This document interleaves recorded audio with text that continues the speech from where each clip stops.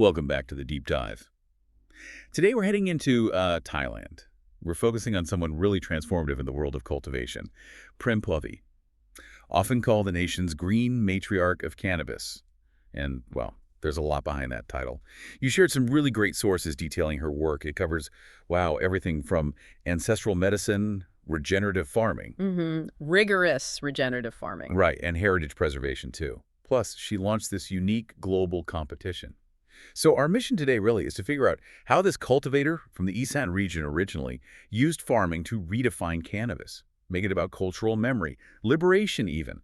Let's set the scene first. Phon Sawan, Nakhon Phanom. That's where she's from. Yeah, right in the heart of Thailand's northeast. Think rice fields, small farms, that's the backdrop. And she started out as a young mother who got into cultivation. But the key thing, it seems, was her perspective. Absolutely. She didn't just see it as, another crop to sell. It was more. Much more. For her, it was Thailand's ancestral medicine, sacred, practical part of the community. And you have to understand, her whole perspective, growing up there in Esaan, it was almost inherently a kind of rebellion against big industrial farming. So when she set up Prempavee Farm in Phon Sawan, Right. It wasn't just about growing plants. No, not at all. It was about proving a point, a core philosophy. Cannabis grown with respect, with tradition, that can be liberation, not just business. Free de ganja, that's the phrase, Yes, right? free de ganja. It underpins everything she does. It's the foundation. Okay, let's dig into that philosophy then, this idea of growing liberation. Her farm is like a living classroom, the sources said. We hear regenerative agriculture a lot these days, but what makes her approach, especially in Esaan with that tough red clay soil, what makes it so rigorous, so maybe radical? It's where the methodology really meets cultural memory, her definition. It's strict, non-negotiable, meaning absolutely zero synthetic chemicals, no shortcuts, total reliance on what's there. The sun, the soil, the natural symbiosis of that specific place. But it's more than just no chemicals, isn't it? Especially with that soil. Oh, definitely. In Esaan, that red clay, it's poor, doesn't hold water well. So real regenerative farming there, it demands deep traditional know-how. They use intensive composting, local stuff, indigenous microbes for the soil. They call it soil wisdom. It's all about improving the terroir. And terroir isn't just the dirt, right? Exactly. It's the whole environment, climate, soil, the microscopic life, everything that gives a strain its unique character.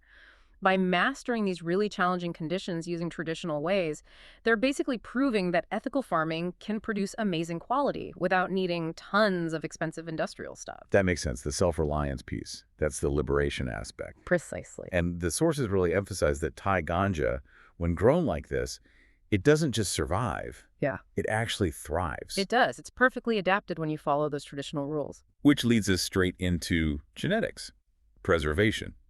Because they're actively protecting native heirloom lines, aren't they? That's a huge part of it. They're safeguarding specific native DNA, strains that evolved over centuries right there, perfectly in tune with the local conditions. Like the ones mentioned. Hang Krarork. Yeah, Hang Krarork, that translates to squirrel tail, named for how the flower looks, long and slender.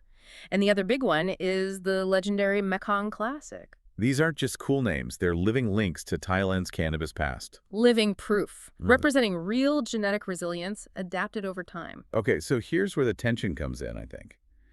You look at the global cannabis market.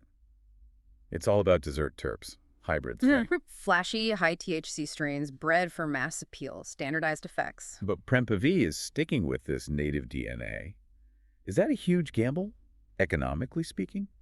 Or is there a bigger strategy? Oh, it's definitely a strategy, centered on quality, legacy. That's why calling her a guardian of biodiversity feels so accurate. A race against time, you mentioned. It really is. She's working with local elders, researchers, trying to archive these Thai varietals that are disappearing fast. Because of the push towards industrial breeding.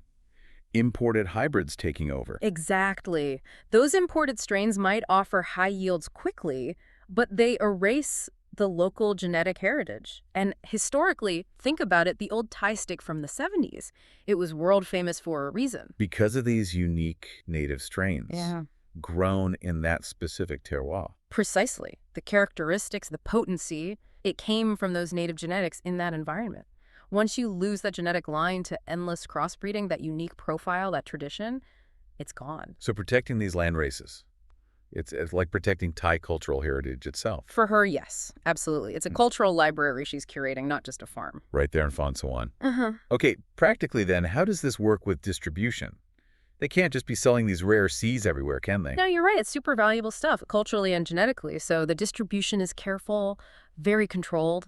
Well, the farm offers lab-tested seeds and flowers, sure, but only through verified channels, and there's always an education component. The message is clear.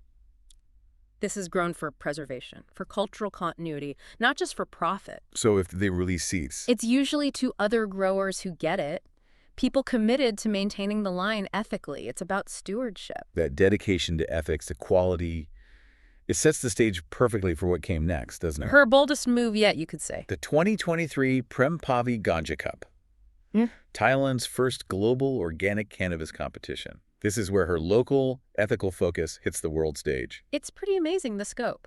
Highly unusual, not just a Thai thing. Qualifiers were international. Yeah, spanning Thailand, obviously, but also places like Japan, Mexico, Jamaica. Really global reach. Wow.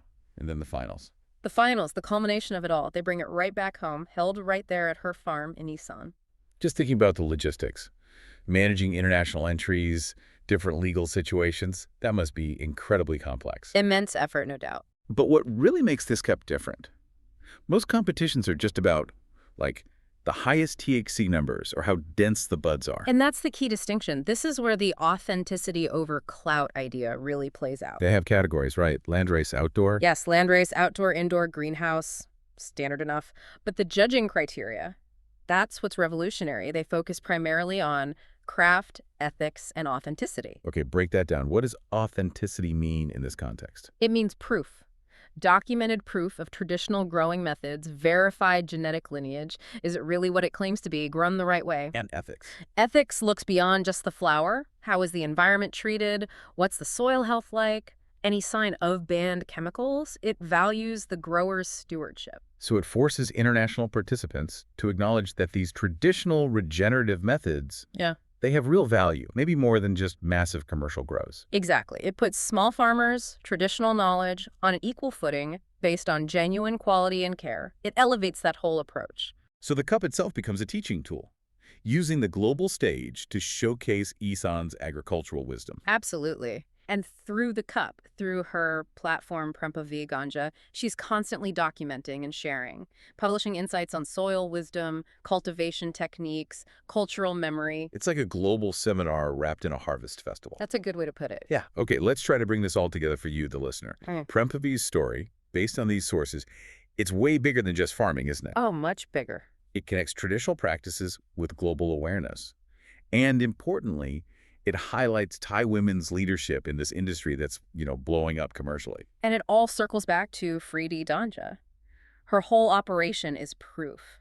Proof that protecting biodiversity, prioritizing ethical regenerative farming, it's not just some niche ideal, it's a viable path to high quality. She's taken the knowledge from Esaan's red clay knowledge, often ignored by the mainstream, and put it on the world stage, making the global industry pay attention to native genetics and ethical growing. So, for you listening, what have we unpacked here? We've seen the critical need for genetic biodiversity. We've explored the real meaning of regenerative farming in a specific, challenging place. And we've seen how preserving heritage can be, well, an act of resistance against industrial pressure, all centered on this one visionary woman who just refused to compromise. It's quite a journey we've traced. From the rice fields of Phon, literally, to launching a global competition based purely on ethics. Prempavee Farm isn't chasing hype. They're growing freedom. Which leaves us with a really important question to think about, something for you to consider after this deep dive. When a plant like cannabis gains huge global fame, huge financial value, what happens to its deeper cultural meaning? Specifically, what happens when its genetic lineage, like these precious land races, Prempavee is fighting to protect, starts being seen mainly as a resource for industrial profit, rather than for its history, its medicine, its cultural weight. How efforts like hers succeed or fail, that could really define how Thailand, and maybe other countries too, relate to their own heritage crops in the future, something to chew on.